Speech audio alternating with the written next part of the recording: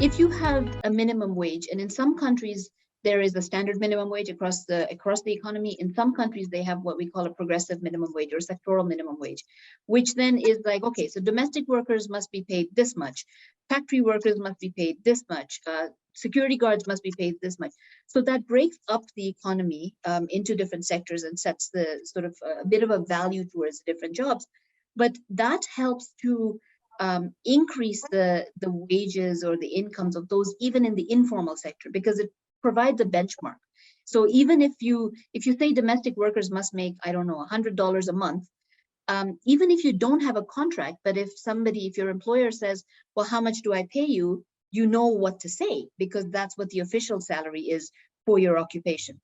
So those kind of interventions are also very helpful, like across the board, in terms of policy discussions. But as Amy was saying, internal practices of corporations are also very, very important. And as UN Women, we also have a tool that can be used. We call it the Women's Empowerment Principles.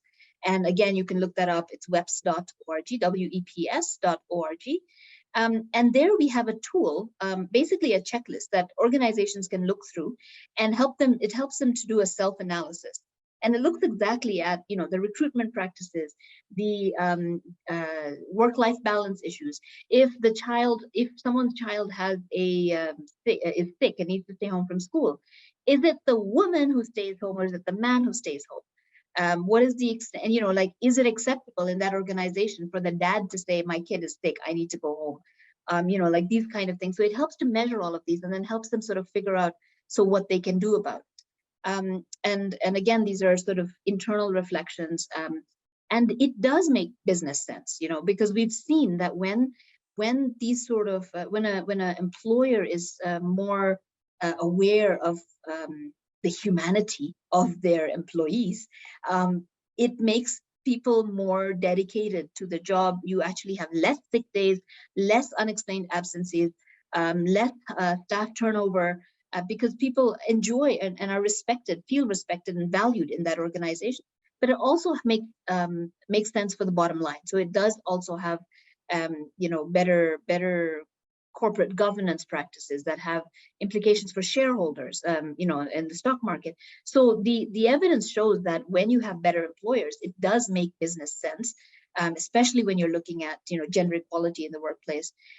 So you've got the full spectrum from the policy things that could be done, minimum wage or setting a work week. So in many of our countries, we have a definition that says the formal working hours are Monday to Friday and half day on Saturday. That's the norm kind of in this region. So that's 5.5 working days in the week. That allows you to sort of understand what is the expectation. In other countries, I think it's France now, is like 4.5 days, where like Wednesday afternoon is off as well, and Friday and the Saturday and Sunday are off as well. Specifically also because they're trying to encourage the sharing of the care responsibilities and giving people more time to do that. There's other implications also for it, but this is one of the driving factors. So there's lots of things that could be done, and we could have another whole session about that.